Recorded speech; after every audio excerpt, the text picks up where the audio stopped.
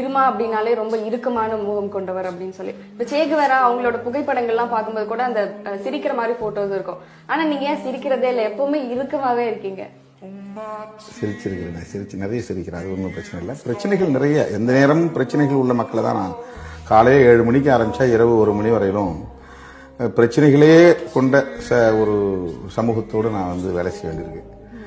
வர்றவங்கெல்லாம் யாரும் சந்தோஷமான செய்தியை சொல்றது கிடையாது. சொல்ல வர்ற அத்தனையுமே எப்படி போலீஸ் ஸ்டேஷன் போனால் வெறும் கம்ப்ளைண்ட்ஸ் மட்டும் வருதோ, ஹாஸ்பிட்டல் போனால் எப்படி வெறும் நோயாளிகள் தொடர்பான விஷயமா இருக்குமோ, அந்த மாதிரி என்னை நோக்கி வரக்கூடிய பிரச்சனைகள் எல்லாமே வீட்டை ஆக்கிரமிச்சிட்டாங்க, வீட்டை கொளுத்திட்டாங்க, பெண்ணை மானபங்கப்படுத்திட்டாங்க, என்ன அடிச்சிட்டாங்க, குத்திட்டாங்க, எங்கள் பொருளை ஏமாத்திட்டாங்க. ஒரு நாளைக்கு 10 பேர் 20 பேர் ஏதாவது உதவி செய்யுங்கன்னு கேட்டு வராங்க.